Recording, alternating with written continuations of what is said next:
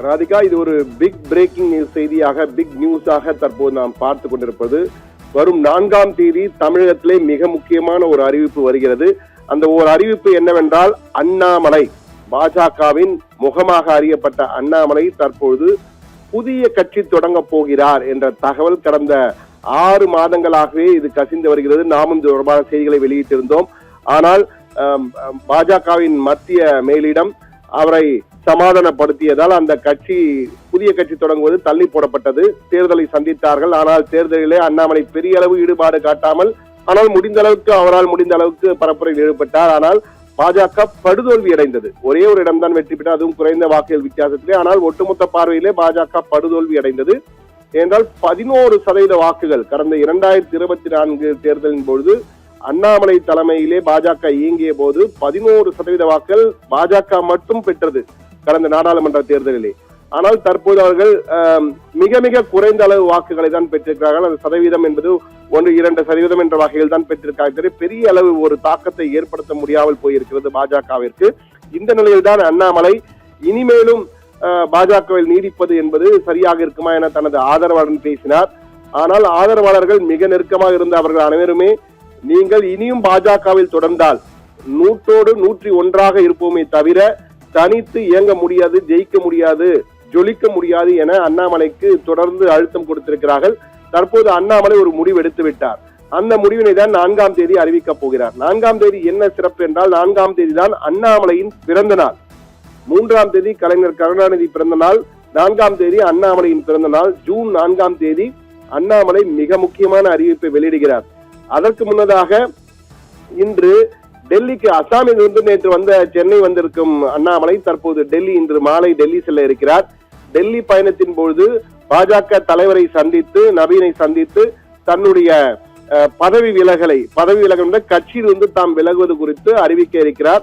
அதன் பின் அங்கிருந்து தமிழகம் வரும் அண்ணாமலை 4ஆம் தேதி புதிய கட்சியினை அறிவிக்கப் போகிறார்.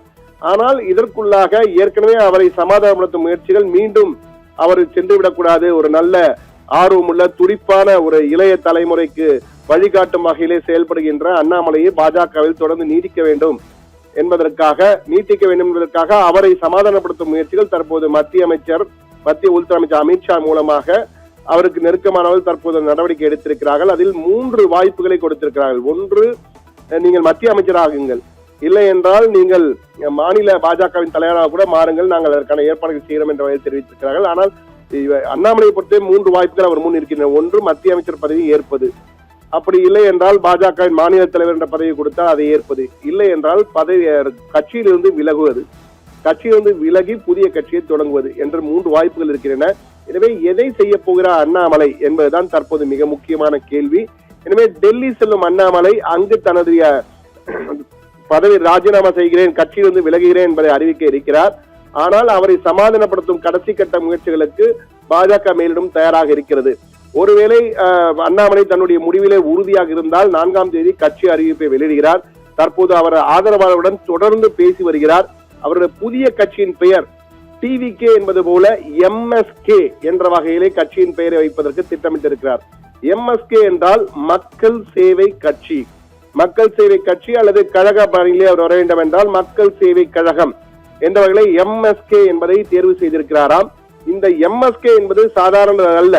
மக்கள் சேவை கட்சி என்பது சூப்பர் ஸ்டார் நடிகர் ரஜினிகாந்த் அரசியலுக்கு வருவார் என்று எதிர்பார்க்கப்பட்ட நிலையில் அவரது ஆதரவாளர்களால் இந்திய தேர்தல் பதிவு செய்யப்பட்டது. 2020-21 வாக்கிலே இந்த பெயர் மக்கள் சேவை கட்சி என்ற பெயரிலே ஒருவர் பதிவு செய்து வைத்திருக்கிறார், ரஜினியின் ஆதரவாளர். எனவே அவரிடம் பேசி, ஒருவேளை ரஜினியின் ஆதரவுடன் அண்ணாமலை களமிறங்குவதற்கும் அதிக வாய்ப்புகள் இருக்கிறது. ரஜினியும் அண்ணாமலையும் அண்மையில் கூட சந்தித்து பேசியிருக்கிறார். அண்ணாமலை ரஜினியுடன் பல விஷயங்கள் பேசியிருக்கிறார். எனவே ரஜினியின் ஆதரவுடன், ரஜினி ரசிகர்களின் ஆதரவுடன், ரஜினியின் ஆசீர்வாதத்துடன் அண்ணாமலை புதிய கட்சியை தொடங்குவதற்கும் வாய்ப்பு இருக்கிறது. அந்த கட்சியின் மக்கள் சேவை கட்சி எம்எஸ்கே, மக்கள் சேவை கட்சி என்ற வகையிலே களமிறங்க வாய்ப்பு இருக்கிறது. ஆனால் பாஜக மேலிடம் அதிக அழுத்தம் கொடுத்து அவரை தக்க வைக்க வேண்டும் என முயற்சி செய்கிறார்கள். ஆனால் அண்ணாமலை பாஜக மேலிடம் சொல்வதை கேட்டு தொடர்ந்து கட்சியை நீடிக்கப் போகிறாரா முக்கிய பொறுப்புகளுடன், அல்லது கட்சியிலிருந்து விலகி புதிய கட்சியிலே மக்கள் சேவை கட்சி என்ற பெயரில் புதிய கட்சியுடன் களமிறங்க போகிறாரா என்றால் இளைய தலைமுறை கடந்த சமீபத்தில் நடந்த தேர்தலிலே மிகப்பெரிய ஒரு மாற்றத்தை ஏற்படுத்தியிருக்கிறார்கள். பங்களாதேஷ், இலங்கை, நேபாளம் போன்று ஒரு பெரிய இளைஞர் சக்தி பெரிய மாற்றத்தை தமிழகத்திலும் கொண்டு வந்திருக்கிறார்கள்.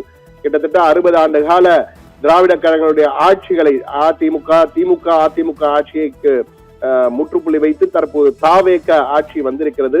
எனவே இந்த இளைய சக்தி அண்ணாமலை, உதயநிதியும் தற்போது களத்தில் இருக்கிறார், விஜய் ஒரு பக்கத்தில் இருக்கிறார், அண்ணாமலையும் களமிறங்கினால் விஜய், உதயநிதி, அண்ணாமலை என இளைய சக்தியினுடைய படைப்பிலே தமிழகத்தின் அரசியல் களம் அடுத்தடுத்த நகர்வுகளை சந்திக்கும். எனவே அண்ணாமலை புதிய கட்சி தொடங்க போகிறாரா, அல்லது பாஜகவிலே தொடர்ந்து நீடிக்க போகிறாரா, அல்லது மத்திய அமைச்சராக இந்திய அரசுக்கு, தேசிய அரசுக்கு செல்ல போகிறாரா என்ற கேள்விகள் தற்போது வந்திருக்கின்றன. ஆனால் அண்ணாமலை என்ன முடிவு செய்வார் என்பதை அவருக்கு நெருக்கமான வட்டாரங்களில் யோசித்த போது கடந்த ஒரு வாரமாக தீவிரமாக புதிய கட்சிக்கான பணிகள், ஏற்கனவே அண்ணாமலை மன்றம் என்ற பெயரில் பல இடங்கள் இயங்கி வருகிறார்கள்.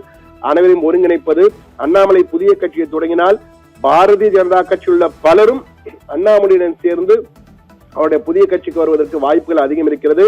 அண்ணாமலையின் போக்கு, சமீபகால போக்கு என்பது திடீரென மத்திய அரசுக்கு எதிராகவே, சிபிஎஸ்சிக்கு எதிராக ஒரு குரல் கொடுத்தார். இதுவரை பாஜக அரசு என்ன செய்தாலும் என்ன கொண்டு வந்தாலும் அதை ஆதரித்து பேசும் அண்ணாமலை அண்மையிலே தமிழகத்தில் அந்த மும்மொழியை கட்டாயப்படுத்தி சிபிஎஸ்இ வெளியிட்ட அந்த சுற்றறிக்கை கடுமையாக எதிர்த்து பேசினார். இது தவறு என்றார். அவருக்கு ஆதரவாக பாஜக உள்ள பல தலைவர்கள் அண்ணாமலை சொல்வது சரி என திருப்பதி நாராயணன் போன்றோரும் பதில் கருத்தை கூறினார்கள். அவருக்கு ஆதரவாக, அண்ணாமலைக்கு ஆதரவாக களமிறங்கினார்கள். எனவே இதையெல்லாம் பார்க்கும்போது பாஜக பலர் அண்ணாமலையுடன் சேர்ந்து புதிய கட்சியிலே இணைவதற்கு வாய்ப்பு இருக்கு. அண்ணாமலையின் புதிய கட்சி எம்எஸ்கே என்பதாக இருக்கலாம் என்பதுதான் தற்போதைக்கு நமக்கு கிடைத்த தகவல். வேறு பேரும் வரலாம்.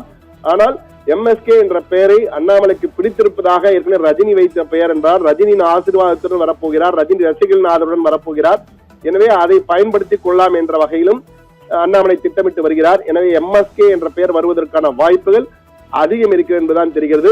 எது எப்படி இருந்தாலும் வரும் 4ஆம் தேதி தன்னுடைய அடுத்த கட்ட அரசியல் பாய்ச்சல் எப்படி இருக்க போகிறது என்பதை அண்ணாமலை திட்டவட்டமாக தமிழக மக்களுக்கும் தேசிய அளவிலான அனைவருக்குமே அறிவிக்க இருக்கிறார் என்பதுதான் தற்போது நமக்கு கிடைத்த உறுதியான தகவல்.